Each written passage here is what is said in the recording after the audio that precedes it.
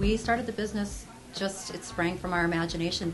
When my husband was laid off in the home building industry, we saw that as an opportunity and a challenge. I was not currently a baker professionally, but I knew that I loved baking and that it was such a passion for me that I would be willing to do just about anything to make a career of it. I Like Pie was coming about as a result of our life situation, as a result of the timing in the food industry, and knowing that there was a lot of unexplored territory with the art of pie making. The biggest challenges my husband and I faced when opening I Like Pie had to do with, of course, finances, and it was absolutely stunning how difficult it was for people like us who really had established all the things that we thought were necessary to obtain a small business loan. The fact that we were told no so many times.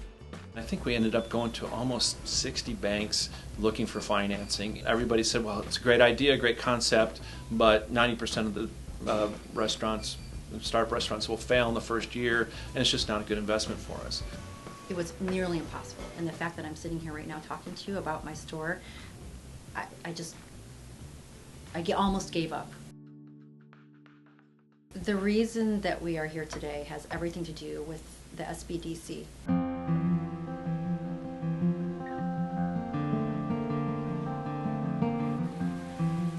Our first meeting with Robert Usher was during a time when we did not know what we were going to do.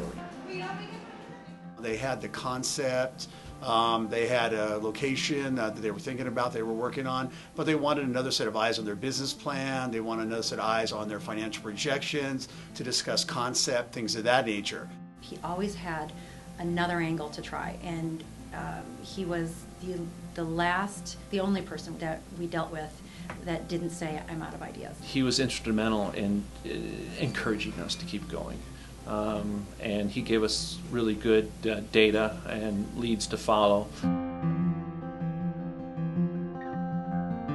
Our first indication that there was a lot of potential here was how many people would have their face pressed against the glass, kind of trying to see what was going on.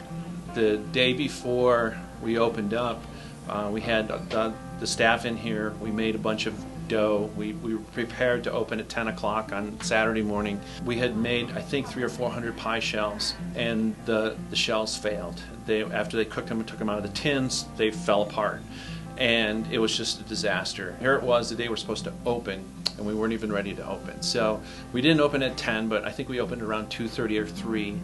I was in the kitchen just buried, just trying to get through everything, and somebody said, you need to go look, there's a line.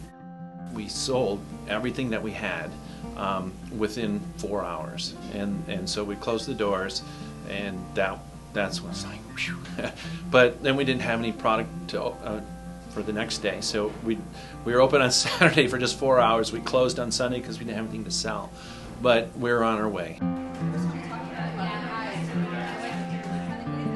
One of the nice things is they're going to be able to start comparing, same sales, from last year to this year, and the numbers are just going to be astronomical. Who just drops everything that they're doing, even though they think about it, really does it. So few people actually take the opportunity to change their life in a very meaningful way. We sold our soul. We gave up everything, and we were down to our last few pennies. And now it's like, okay, what are we going to do to be profitable? Are we going to expand? Are we going to franchise? Are we going to have multiple stores? They're the success story. They're the people that didn't give up. I like pie!